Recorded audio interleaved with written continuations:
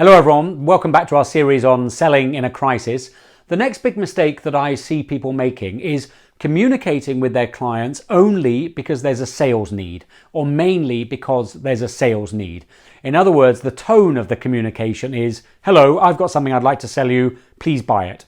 And there are lots of good reasons to avoid this. There are lots of good reasons to really acknowledge this as a mistake that's happening. It's a mistake anyway in sales, even at the best of times.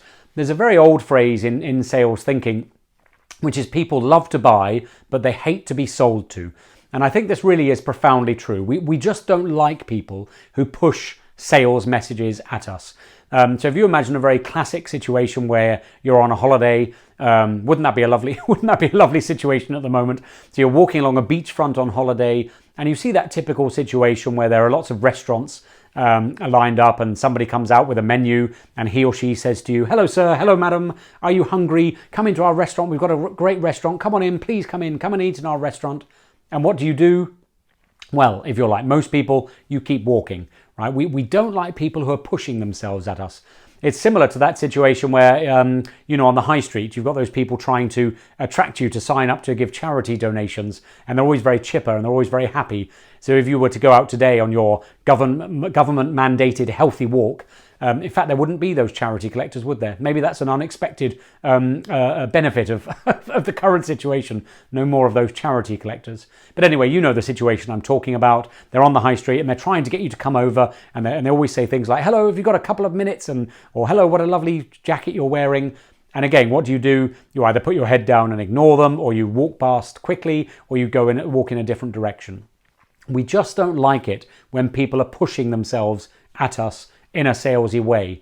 So remember what I mentioned in the very first video, which is clients are going to remember for a long time how you're behaving today. So you want to make sure that your communication is not only sales focused or not mainly sales focused.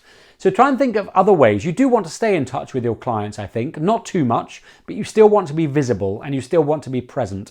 So there are all sorts of things going on. One of the if you like, if there are any benefits of the current situation, one of them is that we're all in a similar situation. We've all been thrown into this chaos and into this turmoil at the same time.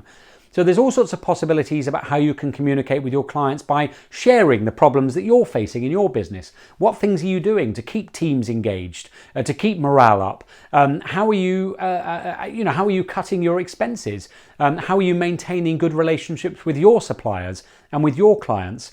And I think a lot of us, we're sort of craving these very authentic conversations with people. We're craving a bit of hand-holding or a shoulder to cry on or a feeling that we're not alone. We're very social creatures, human beings, and we like to know what other people are up to. So maybe think about a story of the week that you could share with some of your clients. Just make sure, and none of this is about just selling to them, that this is about we're all in this together, we're going to get through this together, and here's who we are as a business. We're real, we're authentic. Try that. And on one final note, as a weird coincidence, when I was thinking yesterday about putting these videos together and some of the things I might say to you, I had a phone call. And it was from an estate agent. And this estate agent said to me, hello, Lee, I don't know if you remember me, and literally said to me down the phone, you were interested in looking at some flats in 2017, and I just wondered how your property search was going. This is, and I promise you this is true, this story. This is an extreme example. I haven't heard from this person since 2017. I was looking to buy a flat then. I was going to sell my flat and buy a different flat. I decided not to do that in the end, so I asked to be taken off the estate agent's database. I thought I had been. But this is an extreme example. 3 years of no contact. It's now 2020. Clearly, this estate agent's business has been thrown into absolute turmoil. Of course, I understand it. I'm sympathetic to it. But the reaction to that was pick up the phone, just start phoning anybody and see in the middle of this coronavirus crisis, does anybody want to turn up and start buying flats? Well, the answer is obviously no. But also that did absolutely nothing to build any credibility, to build any relationship between me and that estate agent. And maybe a much more intelligent thing for them to have done would have been to think about where I might be right now as a potential client? What stresses are there on me? Maybe give me some advice for what to do when we come out of this. Maybe some advice on taking a mortgage holiday or a payment break or something like that. There are a lot more intelligent things that business could have done instead of just trying to sell at me, because all it's done is made me push away from them. All right, everyone, good luck with that, and good luck with not just communicating with your clients when you've got something to sell to them. And I really look forward to meeting you in the next video.